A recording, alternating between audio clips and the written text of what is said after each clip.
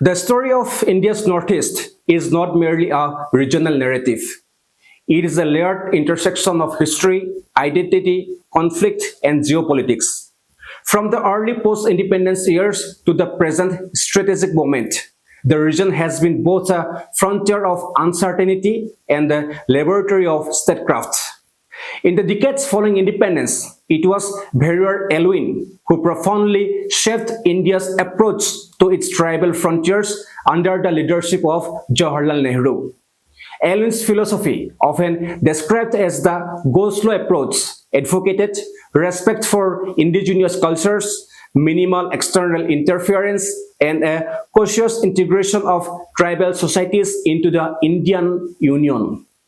It was vision rooted in protection rather than rapid assimilation, reflecting both sensitivity and strategic restraint. Yet, even as this framework took shape, the region began to experience turbulence. The Naga insurgency emerged as one of the earliest and most enduring armed movements, setting the stage for decades of unrest.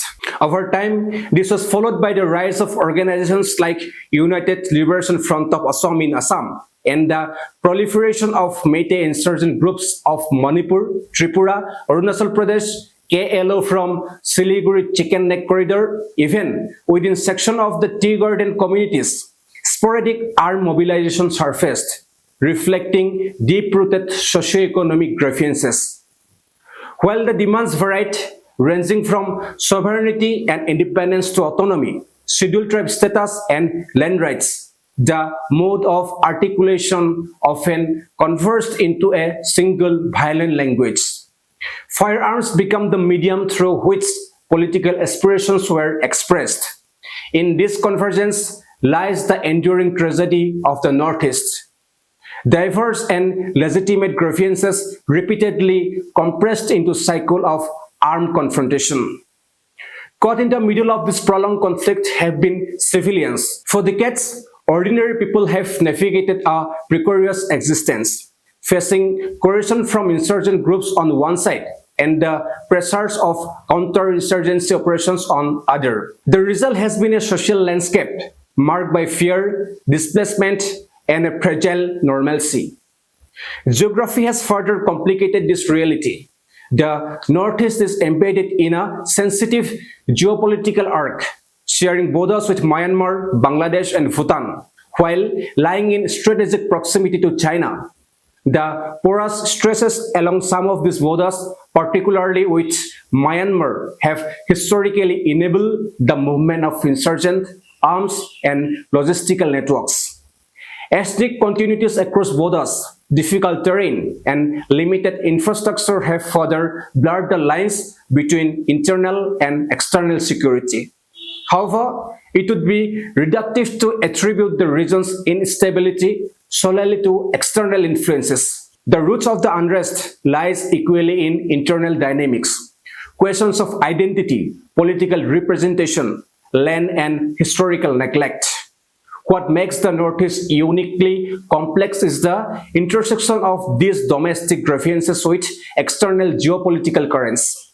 Today, that geopolitical environment itself is undergoing rapid transformation. Global politics is no longer defined by rigid alliances, but by fluid alignments, strategic recalibration, and competing shapes with influences. Economic corridors, technological competition, and security architectures are reshaping how nations engage with one another. Within this evolving global order, India's Northeast has acquired renewed strategic significance. No longer a distant periphery, it has become a critical bridge between South Asia and Southeast Asia. India's ambitions in the Indo-Pacific, from connectivity initiative to trade expansion and diplomatic outreach, are deeply tied to the stability of this region. It is in this context that the contemporary security approach under Narendra Modi, guided by strategic figures like Ajit Doval, marks a significant shift. Doval's association with negotiations leading to the Mizue Accord 1986 remains a reference point for conflict resolution in the region. But the broader doctrine today moves beyond gradualism. The government of India's declared objective to eliminate insurgency across the Northeast by 2029 signals a transition from Alwyn's cautious patience to a framework of strategic enclosure. This is not merely an administrative target or a rhetorical warning. It is a statement of intent. A stable Northeast is now seen as indispensable for India's larger geopolitical positioning. Peace in the region would enable seamless connectivity, strengthen border management, and enhance India's engagement with Southeast Asia. Conversely, continued instability risks constraining India's strategic ambitions at a time when global alignment are rapidly shifting. Thus, the journey from Alwyn's go-slow philosophy to present day push for resolution encapsulates a deeper transformation in India's approach from protection to projection, from accommodation to assertion. Yet, the central question remains, can lasting peace be achieved through a strategic timeline alone?